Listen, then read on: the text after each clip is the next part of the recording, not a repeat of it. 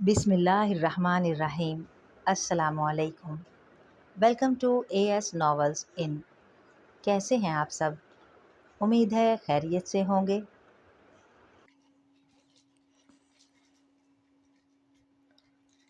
پیش خدمت ہے ناول آب حیات کی قسط نمبر 23۔ رافیل اس طرح بات کر رہا تھا جیسے بہت بڑا راز اس پر افشا کر رہا ہو، ایسا راز جس کو جاننے کے بعد سالار سکندر کی باتیں کھل جاتیں۔ اس کی مایوسی کی انتہا نہیں رہی تھی جب اس نے میز کے دوسری طرف بیٹھے اپنے سے 15 سال چھوٹے اس 37 سالہ مرد کے چہرے کو اس خبر پر بھی بے تاثر پایا تھا۔ اور وائس پریزیڈنٹ کے عہدے کے بدلے میں مجھے کیا کرنا ہے؟ رافیل کو اپنی اتنی لمبی تقریر کے جواب میں اتنا ڈائریکٹ اور دو ٹوک سوال سننے کی توقع نہیں تھی۔ پریزیڈنٹ کو اس پروجیکٹ پر تمہاری سپورٹ چاہیے، مطلق اور غیر مشروط سپورٹ۔ رافیل نے اب لفاظی اور تمہیدوں میں وقت ضائع نہیں کیا تھا۔ اسے اندازہ ہو گیا تھا سالار سکندر کے لیے یہ دونوں چیزیں بیکار اور بے اثر تھیں۔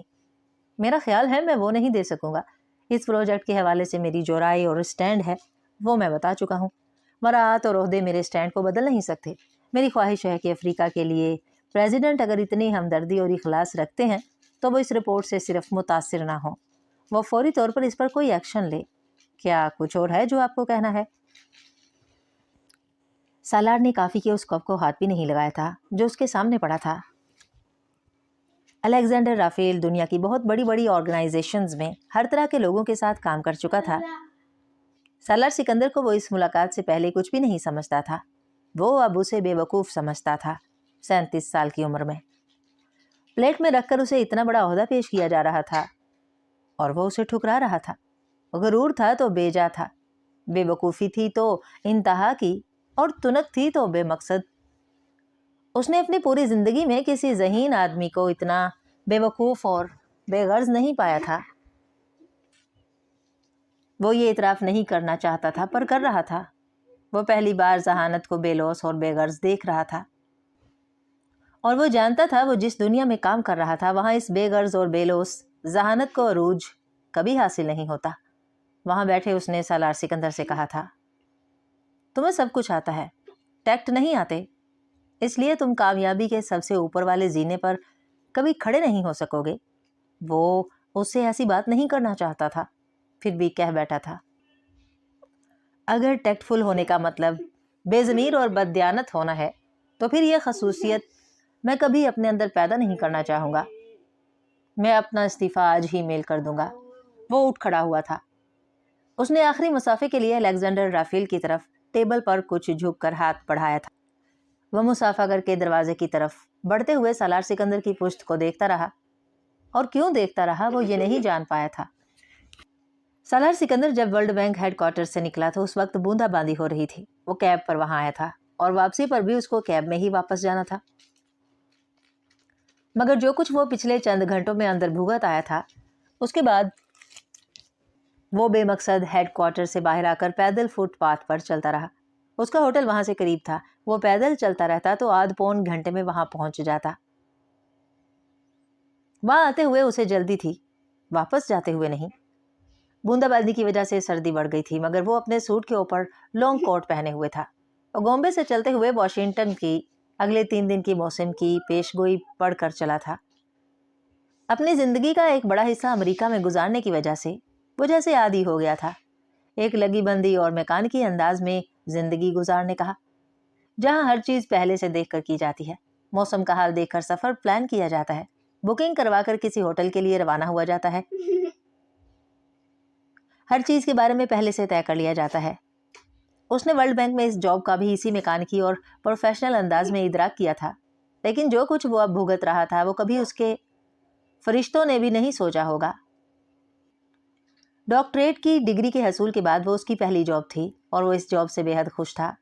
وہ اب زندگی کو 5، 10، 15، 20 سالوں کے تناظر میں دیکھتا تھا، کیونکہ اب اسے اپنے ساتھ ساتھ کچھ اور زندگیوں کی ذمہ داریوں کو بھی اٹھانا تھا، اور اب ایک دم وہ اپنی پیشہ ورانہ زندگی کے سب سے بڑے بحران میں پھنس گیا تھا۔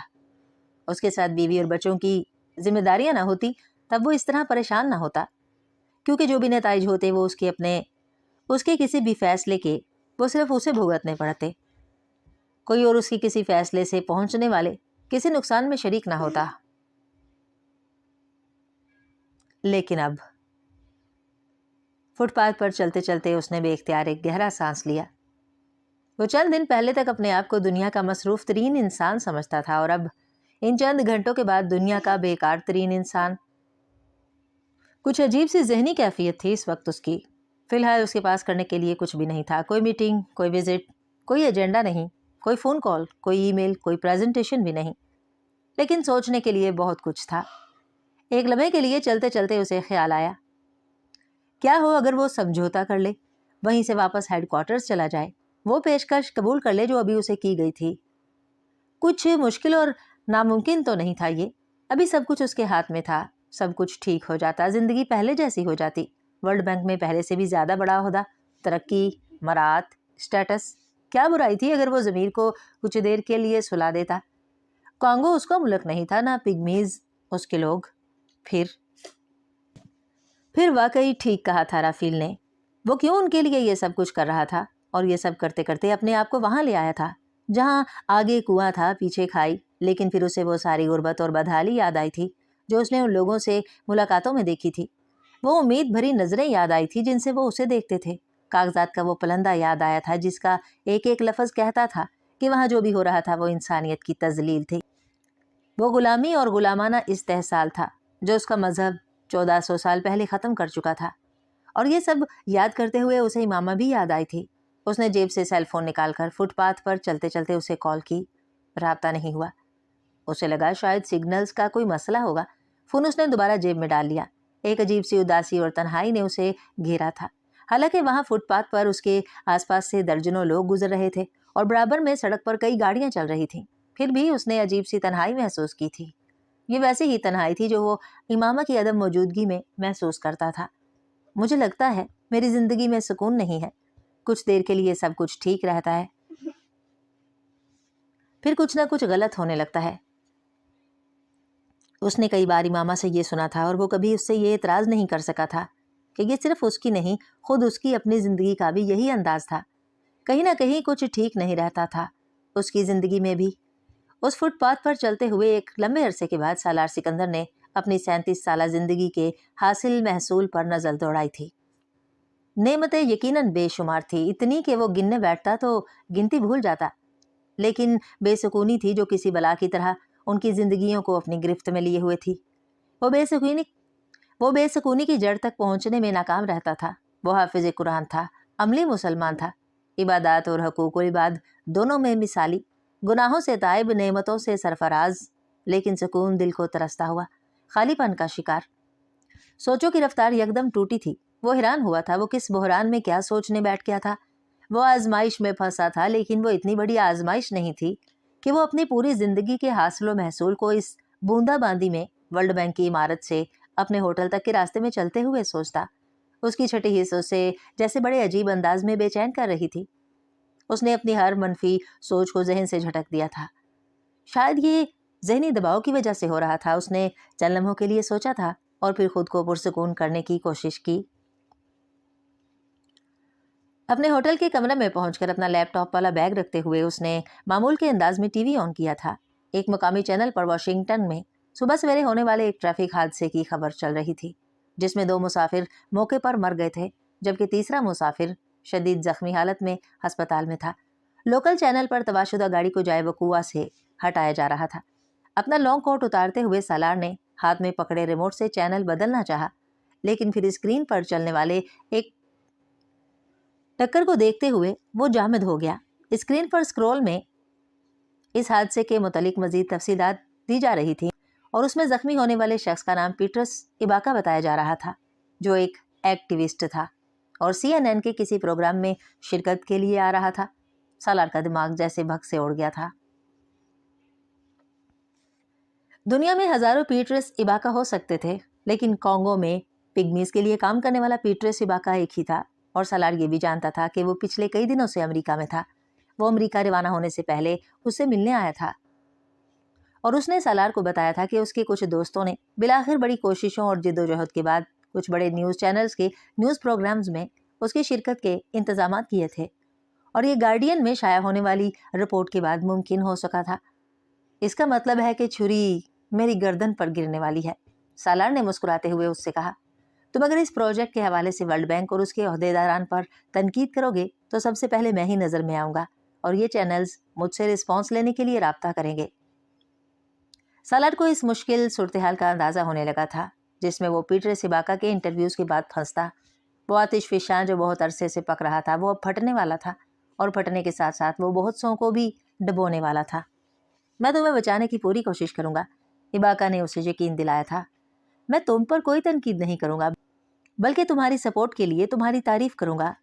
تم تو اب آئے ہو، یہ پروجیکٹ تو تمہارے آنے سے پہلے جاری تھا۔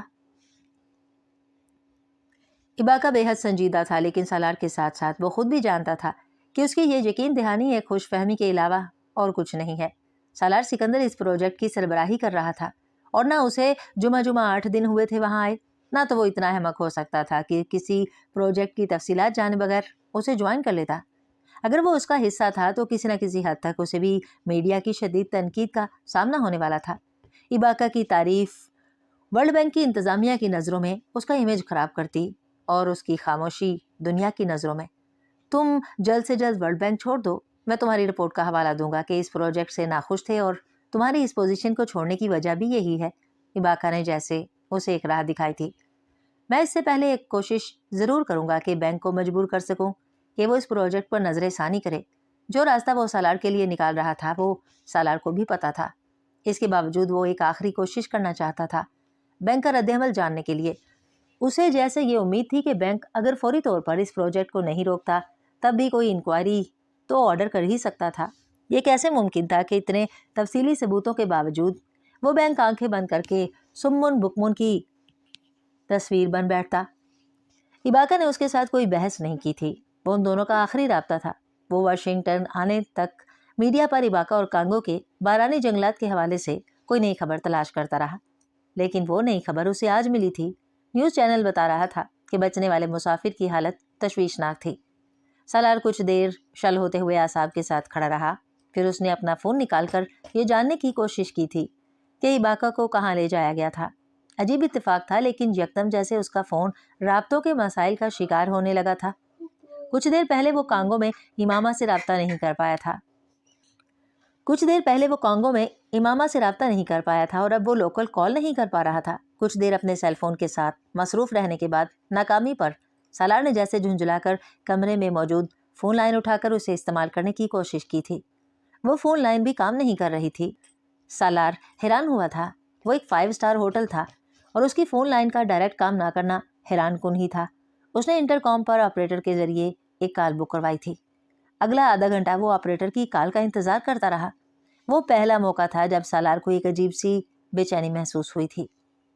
پہلی بار اسے لگا جیسے اس کو کسی سے بھی رابطہ کرنے سے روکا جا رہا ہے۔ وہ اس شک کو اپنے ذہن سے جھٹک دینا چاہتا تھا۔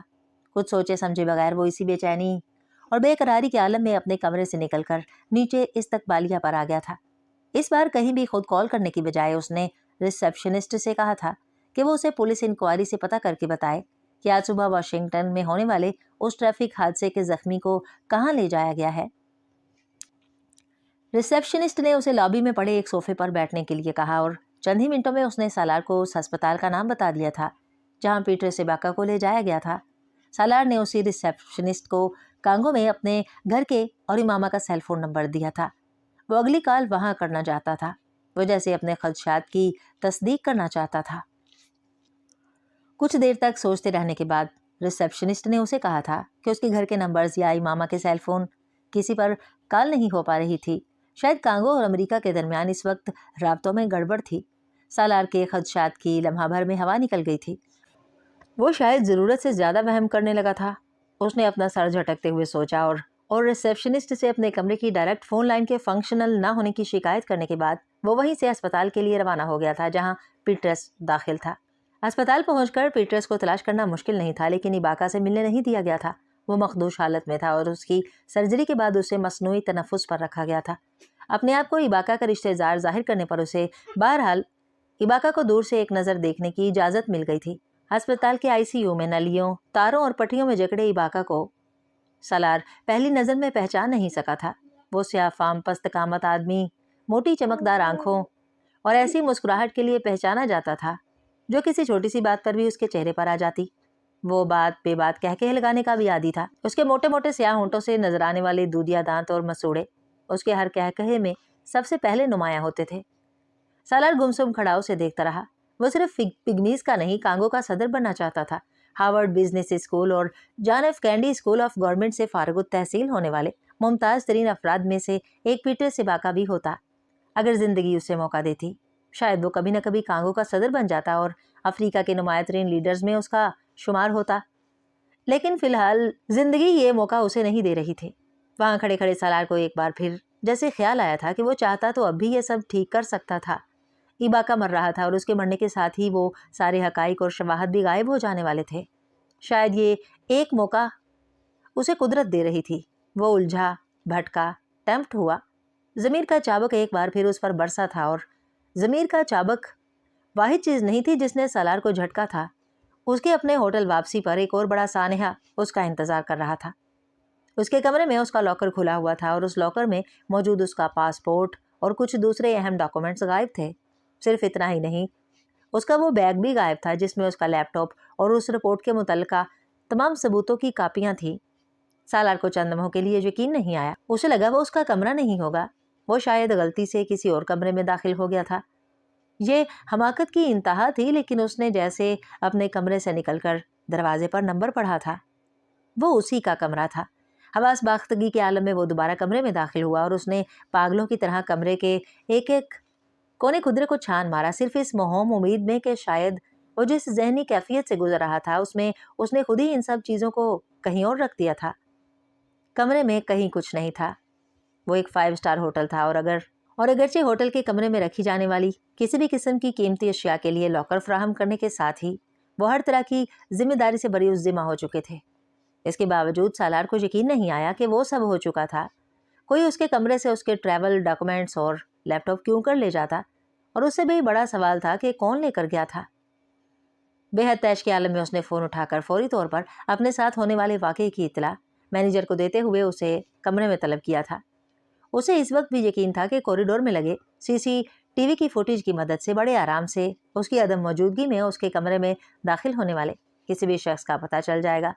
لیکن مینیجر اور سیکیورٹی گارڈز کے اس کے کمرے میں آتے ہی سالار کا دماغ یہ جان کر بھگ سے اڑ گیا تھا کہ اس پورے فلور پر صفائی سے متعلقہ کام کرنے کے لیے پچھلے 2 گھنٹے اس فلور کے CCTV کیمرے آف کیے گئے تھے۔ یہ ناقابل یقین بات تھی۔ اسے لگا تھا ایک دم جیسے اس کے ہاتھ پاؤں کٹ گئے تھے۔ اس کے پاس جو بھی تھا وہ اس لیپ ٹاپ اور اس کے بیگ میں تھا۔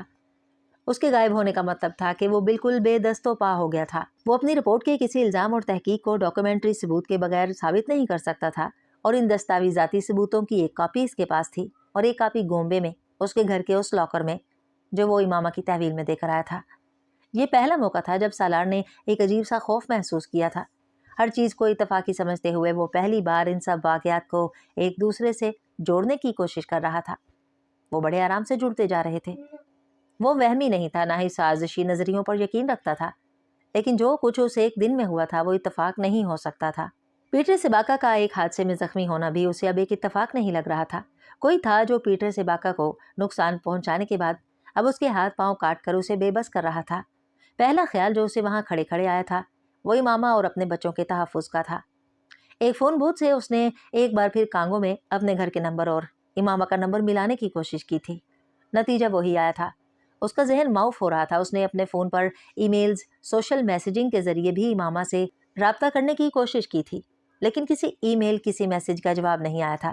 سالار نے باری باری پاگلوں کی طرح اپنے آفس کے ہر شخص کو کال کرنی شروع کر دی تھی جو اس کے سٹاف میں شامل تھا اور جن کے نمبرز اس وقت اس کے پاس تھے۔ کوئی ایک نمبر ایسا نہیں تھا جس پر رابطہ ہو پاتا۔ اس نے بالآخر پاکستان میں سکندر عثمان کو فون کیا تھا، اور جب اسے فون پر ان کی آواز سنائی دی تو کچھ دیر کے لیے اسے یقین ہی نہیں آیا تھا کہ وہ بالآخر کسی سے بات کرنے میں کامیاب ہو پا رہا تھا۔ سکندر عثمان کو بھی اس کی آواز سے پتہ چل گیا تھا کہ وہ پریشان تھا۔ سالار نے کوئی تفصیلات بتائے بغیر مختصراً انہیں بتایا کہ وہ اپنے سفری دستاویزات گنوا بیٹھا ہے اور اس وجہ سے وہ فوری طور پر اگلی فلائٹ پکڑ کر واپس نہیں جا سکتا تھا، اور وہ امامہ سے رابطہ بھی نہیں کر پا رہا تھا۔ اس نے سکندر سے کہا کہ وہ پاکستان سے امامہ کو کال کریں، اور اگر اس سے رابطہ نہ ہو سکے تو پھر فوراً آفس میں اپنے جاننے والوں کے ذریعے کنشاسا میں پاکستان ایمبیسی کے ذریعے اسے تلاش کریں اور فوری طور پر اس سے کہیں کہ وہ لاکر میں پڑے سارے ڈاکومنٹس سمیت ایمبیسی چلی جائے۔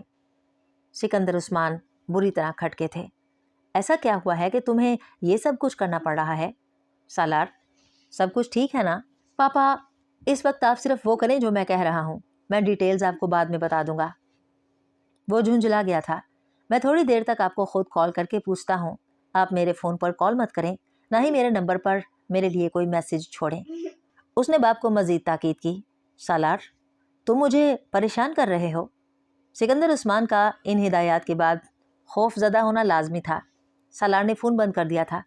وہ باپ کو یہ نہیں بتا سکتا تھا کہ اس کے اپنے حواس ان سے زیادہ خراب ہو رہے تھے۔ فون بوتھ سے کچھ فاصلے پر پڑی ایک بینچ پر بیٹھتے ہوئے اس نے بے اختیار خود کو ملامت کی تھی۔ اسے اپنی فیملی کو کانگو میں چھوڑ کر نہیں آنا چاہیے تھا، اور ان حالات میں میٹنگ جاتی بھاڑ میں، وہ اسے آگے پیچھے کروا دیتا۔ کیا ضرورت تھی اتنی مستعدی دکھانے کی؟ اب رات ہو رہی تھی اور صبح سے لے کر اس وقت تک اس کے فون پر کوئی کال، کوئی ٹیکسٹ میسج نہیں آیا تھا۔ یہ ممکن نہیں تھا تب تک جب تک اس کے فون کو مانیٹر نہ کیا جا رہا ہو یا اس کے سگنلز کو کنٹرول نہ کیا جا رہا ہوتا۔ فون سگنلز کو بہترین حالت میں دکھا رہا تھا، مگر سالار کو یقین تھا اس کا فون اور فون کے ذریعے ہوئے اس کے رابطوں کو کنٹرول کیا جا رہا تھا، اور کس لیے یہ وہ سمجھ نہیں پا رہا تھا۔ وہ اگر اسے نقصان پہنچانا چاہتے تھے تو ان سب ہتھ کنڈوں کے بغیر نقصان پہنچاتے، جیسے پیٹرس پر وار کیا گیا تھا، اور انہیں اگر اسے بینک سے نکالنا تھا تو وہ یہ کام تو خود ہی کر رہا تھا۔ پھر یہ سب کیوں کیا جا رہا تھا؟ اس کی ریڑھ کی ہڈی میں جیسے کوئی سنسناہٹ ہوئی تھی۔ اسے اچانک احساس ہوا کہ وہ لوگ اسے یہ احساس ہی دلانا چاہتے تھے کہ اسے مانیٹر کیا جا رہا ہے، اسے نقصان پہنچایا جا سکتا تھا، اور کس کس قسم کا اسے یہ بھی بتایا جا رہا تھا۔ اور یہ سب ورلڈ بینک نہیں کر سکتا تھا، صرف ورلڈ بینک نہیں، اسے CIA چیک کر رہی تھی۔ پتہ نہیں جو پسینے چھوٹے تھے وہ جسم کے ٹھنڈا ہونے پر چھوٹے تھے یا گرم ہونے پر، لیکن سالار کچھ دیر کے لیے پانی میں نہا گیا تھا۔ اس کا دماغ اس وقت بالکل خالی ہو گیا تھا۔ یہ کبھی اس کے فرشتوں نے بھی نہیں سوچا ہوگا کہ وہ کبھی کسی ایسے معاملے میں انوالو ہو سکتا تھا کہ CIA اس کے پیچھے پڑ جاتی، اور اب اسے اندازہ ہو رہا تھا کہ وہ پروجیکٹ ورلڈ بینک کی خواہش نہیں، امریکہ کی خواہش تھا، اور وہ اسے پایہ تکمیل تک پہنچانے کے لیے کسی بھی حد تک جا سکتا تھا۔ وہ 1.5 گھنٹے تک بت کی طرح وہیں بیٹھا رہا تھا۔ اسے 3 دن کے لیے واشنگٹن میں رہنا تھا اور تیسرے دن واپس چلا جانا تھا، لیکن اب ٹریول ڈاکومنٹس گم ہو جانے کے بعد اسے یقین تھا وہ فوری طور پر واپس نہیں جا سکتا تھا، کم از کم تب تک جب تک وہ ان مطالبات پر کچھ لچک نہ دکھاتا جو وہ لوگ اس سے کر رہے تھے۔ 1.5 گھنٹے کے بعد سکندر عثمان کو اس نے دوبارہ فون کیا تھا، اور انہوں نے اسے بتایا کہ امامہ اور اس کے بچے گھر پر نہیں ہیں، گھر لاکڈ ہے اور وہاں کوئی ملازم یا گارڈ نہیں ہے جو ان کے بارے میں کوئی اطلاع دیتا۔ ایمبیسی کے افسران نے کانگو کی وزارت داخلہ کے ساتھ اس سلسلے میں رابطہ کیا تھا، مگر اس کی فیملی کے بارے میں جو بھی پتہ چلتا وہ فوراً پتہ نہیں چل سکتا تھا۔ کچھ وقت تو لگتا ہے۔ جو کچھ وہ فون پر سن رہا تھا اس کے جسم میں کپ کپاہٹ دہرانے کے لیے کافی تھا۔ امامہ اور اس کے بچے کہیں نہ جا سکتے تھے اس سے پوچھے اور اسے اطلاع دیے بغیر۔ گارڈز بینک کے فراہم کیے ہوئے تھے۔ یہ کیسے ممکن تھا کہ گھر لاکڈ ہونے پر وہ بھی وہاں سے چلے گئے؟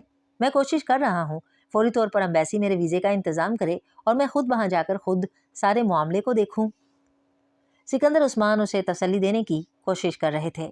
تم بھی کوشش کرو کہ فوری طور پر وہاں پہنچو، امریکن ایمبیسی کو ان کی گمشدگی کی اطلاع دو۔ تم تو امریکن نیشنل ہو، تمہارے بچے بھی، وہ ہماری ایمبیسی سے زیادہ مستعدی سے انہیں تلاش کر لیں گے۔ سکندر عثمان نے اسے ایک راستہ دکھایا تھا اور بالکل ٹھیک دکھایا تھا، لیکن وہ باپ کو اس وقت یہ نہیں کہہ سکتا تھا کہ وہ اس وقت امریکن گورنمنٹ کے ساتھ ہی الجھ پڑا تھا۔ سب کچھ ٹھیک ہو جائے گا سالار، تم پریشان مت ہو۔ کانگو میں ابھی اتنا بھی اندھیر نہیں مچا کہ تمہاری فیملی اس طرح غائب ہو جائے۔ سکندر عثمان اگر کانگو میں رہ چکے ہوتے تو شاید کبھی یہ جملہ نہ کہتے۔ وہ شاید یہ سمجھ رہے تھے کہ ان کا بیٹا جو امریکن نیشنل اور ورلڈ بینک سے منسلک تھا، اس کے یا اس کی فیملی کے ساتھ کچھ بھی غلط نہیں ہو سکتا تھا۔ جواب میں کہنے کے لیے سالار کے پاس کچھ بھی نہیں تھا، کچھ بھی نہیں۔ آج وہ محاورتاً نہیں حقیقتاً گونگا ہوا تھا، اور جب کچھ بول نہیں پا رہا تھا تو اس کا دل چاہ رہا تھا وہ گلا پھاڑ کر بے ہنگم انداز میں چلائے۔ سکندر عثمان سے مزید کچھ بھی کہے بغیر وہ فون رکھ کر فون بوتھ سے آ گیا تھا۔ اس فون بوتھ سے واپس ہوٹل میں جانے میں اسے صرف 5 منٹ لگے تھے، لیکن اس وقت وہ 5 منٹ سالار کو 5000 سال لگ رہے تھے۔ اور ملک اور وہ شہر اس کے دوستوں اور رشتہ داروں سے بھرا ہوا تھا۔ وہ ایک فون کال کرتا اور وہاں مجمع لگا لیتا، لیکن کوئی مجمع اس کا مسئلہ، اس کی آزمائش ختم نہیں کر سکتا تھا۔ اور آزمائش تھی کہ بلا کی طرح اس کے سر پر آئی تھی، اس سے بڑھ کر اس کی فیملی کے سر پر۔ وہ ہوٹل کے کمرے میں آ کر دروازہ بند کر کے خود پر قابو نہیں رکھ پایا تھا۔ وہ بے اختیار چیخیں مارتا رہا تھا۔ اس ہوٹل کے 7ویں فلور کے ایک ڈبل گلیزڈ شیشوں والے ساؤنڈ پروف کمرے کے دروازے کو اندر سے لاک کیے وہ اس کے ساتھ چپکا پاگلوں کی طرح چلاتا رہا تھا، بالکل اسی طرح جب کئی سال پہلے مارگلا کی پہاڑیوں پر ایک تاریک رات میں ایک درخت سے بندھا چلاتا رہا تھا۔ بے بسی کی وہی انتہا اس نے آج بھی محسوس کی تھی، اور اس سے زیادہ شدت سے محسوس کی تھی۔ تب جو بھی گزر رہا تھا اس کے اپنے اوپر گزر رہا تھا، جو بھی ہونا تھا صرف اسے ہونا تھا۔ آج جو بھی گزر رہا تھا وہ اس کی بیوی اور کم سن بچوں پر گزر رہا تھا، اور ان کو پہنچنے والی کسی تکلیف کا تصور بھی سالار سکندر کو جیسے سلیب پر لٹکا رہا تھا۔ اگر کوئی غلطی تھی تو اس کی تھی۔ اس کی فیملی کا کیا قصور تھا؟ وہ اسے مارتے تھے، پیٹرس ایباکا کی طرح۔ اسے یہ بھی قبول تھا کہ وہ ایباکا کی طرح اس بستر پر اسی حالت میں پڑا ہوتا، جبکہ امامہ، جبریل، عنایہ اور اس کا وہ بچہ جو ابھی دنیا میں آیا بھی نہیں تھا، ان کا کیا قصور تھا؟ وہ لوگ جو اس کے اعصاب کو شل کرنا چاہتے تھے وہ اس میں کامیاب ہو رہے تھے۔ وہ اگر اسے گھٹنوں کے بل گرانا چاہتے تھے تو وہ گر گیا تھا۔ وہ اسے اوندھے منہ دیکھنا چاہتے تھے تو وہ اوندھے منہ پڑا تھا۔ وہ رات سالار پر بہت بھاری تھی۔ پتہ نہیں وہ کتنی بار ہوٹل سے نکل کر فون بوتھ پر گیا تھا۔ سکندر عثمان کو فون کر کے وہ امامہ اور اپنے بچوں کے بارے میں کسی اطلاع کا پوچھتا اور پھر اسی طرح واپس آ جاتا۔ وہ ساری رات ایک لمحے کے لیے بھی نہیں سو پایا تھا۔ امامہ، جبریل اور عنایہ کے چہرے اس کی آنکھوں کے سامنے گھومتے رہے تھے۔ اگلی صبح وہ آفس کے اوقات کے شروع ہونے سے بہت دیر پہلے ورلڈ بینک کے ہیڈ کوارٹر پہنچ گیا تھا۔ الیگزینڈر رافیل نے اپنے کمرے میں آتے ہوئے سالار سکندر کو بڑے اطمینان سے دیکھا تھا۔ یہ وہ سالار نہیں تھا جو کل یہاں آیا تھا۔ ایک دن اور ایک رات نے اسے جیسے پہاڑ سے مٹی کر دیا تھا۔ مجھے پریزیڈنٹ سے ملنا ہے، اس نے آتے ہی جو جملہ کہا تھا۔ رافیل اس سے اس جملے کی توقع نہیں کر رہا تھا۔ اس کا خیال تھا وہ کہے گا کہ وہ ان کی تمام شرائط ماننے کے لیے تیار تھا، لیکن وہ کچھ اور کہہ رہا تھا۔ پریزیڈنٹ سے ملاقات بہت مشکل ہے، یہ تو کم از کم اس مہینے میں تو یہ ممکن نہیں ہے۔ اور پھر اس ملاقات کی ضرورت کیوں پیش آئی تمہیں؟ اگر تمہیں وہ سب کچھ دہرانا ہے جو تم کل یہاں کہہ کر گئے تھے تو وہ میں پریزیڈنٹ تک پہنچا چکا ہوں۔ رافیل اس ٹون میں بات کر رہا تھا جس ٹون میں وہ کل بورڈ روم میں بیٹھا بات کر رہا تھا۔ کچھ لمحوں کے لیے سالار کی سمجھ میں نہیں آیا وہ کیا کہے۔ وہ ورلڈ بینک کے ہیڈ کوارٹر میں بیٹھ کر رونا نہیں چاہتا تھا، لیکن اس وقت اسے لگ رہا تھا وہ کسی بھی لمحے پھوٹ پھوٹ کر رونے لگے گا، اور آخری چیز جو وہ کرنا چاہتا تھا یہی ایک کام تھا۔ کنشاسا میں کل سے میری فیملی غائب ہے۔ کنشاسا میں کل سے میری فیملی غائب ہے، میری بیوی، میرا بیٹا، میری بیٹی۔ اپنے لہجے پر قابو پاتے ہوئے اس نے رافیل کی آنکھوں میں آنکھیں ڈالتے ہوئے کہنا شروع کیا، اوہ بہت افسوس ہوا، تمہیں فوری طور پر واپس جانا چاہیے کانگو، تاکہ پولیس کی مدد سے اپنی فیملی کو برآمد کروا سکو۔ جو حالات کانگو میں ہیں ان میں کوئی گم شدہ شخص بہت کم ہی صحیح حالت میں ملتا ہے، لیکن پھر بھی رافیل یوں بات کر رہا تھا جیسے اخبار پڑھ رہا تھا۔ اس کے لہجے، چہرے، آنکھوں میں کہیں سالار کے انکشاف پر افسوس یا ہمدردی نہیں تھی۔ سالار نے اس کی بات کاٹ دی، میرا پاسپورٹ اور سارے ڈاکومنٹس گم ہو چکے ہیں، ہوٹل کے کمرے سے سب کچھ غائب ہوا ہے کل، اور اب میں کل واپس کنشاسا نہیں جا سکتا۔ مجھے ہیڈ کوارٹر کی مدد چاہیے اپنے پاسپورٹ اور دوسری دستاویزات کے لیے، اور مجھے ورلڈ بینک سے فوری طور پر ڈاکومنٹس چاہیے تاکہ میں اپنا پاسپورٹ لے سکوں۔ رافیل نے اس کی بات خاموشی سے سننے کے بعد اسے بڑے ہی ٹھنڈے انداز میں سرد مہری سے کہا، ان حالات میں ورلڈ بینک تمہیں نئے پاسپورٹ کے لیے کوئی لیٹر جاری نہیں کر سکے گا، کیونکہ تم آج ریزائن کر رہے ہو۔ میرا خیال ہے تمہیں معمول کے طریقہ کار کے مطابق پاسپورٹ کے لیے اپلائی کرنا چاہیے اور پھر کانگو جانا چاہیے ایک وزٹر کے طور پر۔ اگر تم ورلڈ بینک کے امپلائی ہوتے تو ہم تمہاری فیملی کے لیے کسی بھی حد تک جاتے، لیکن اب وہ اور ان کا تحفظ ہماری آرگنائزیشن کی ذمہ داری نہیں۔ تمہارے لیے زیادہ مناسب یہ ہے کہ تم کنشاسا میں امریکن ایمبیسی سے رابطہ کرو اور اپنی فیملی کے لیے مدد مانگو، پھر پاکستانی ایمبیسی سے۔ تم اوریجنلی پاکستان سے ہی ہونا؟ رافیل نے اپنی گفتگو کے اختتام پر بڑے بھول پن سے اس سے یوں پوچھا جیسے اسے یہ اچانک یاد آیا ہو کہ وہ دوہری شہریت رکھتا تھا۔ سالار اس کے اس تضحیک آمیز جملے کو شہد کی گھونٹ کی طرح پی گیا۔ ورلڈ بینک کے امپلائی کو بلو پاسپورٹ ایشو ہوتا تھا، اور اس پاسپورٹ کے حصول کے لیے اسے ایک بار پھر سے ہیڈ کوارٹر سے اس کے لیے لیٹر چاہیے تھا، یا پھر ورلڈ بینک اس کی جگہ پر خود اس پاسپورٹ کے اپلائی کر کے اسے پاسپورٹ دلواتا، لیکن اب رافیل کے 2 ٹوک انکار نے سالار کے ذہنی ہیجان میں اضافہ کر دیا تھا۔ زندگی میں کبھی کسی مغربی ادارے سے اسے اتنی شدید نفرت محسوس نہیں ہوئی تھی جتنی اس دن ورلڈ بینک ہیڈ کوارٹر میں بیٹھے ہوئے ہوئی تھی۔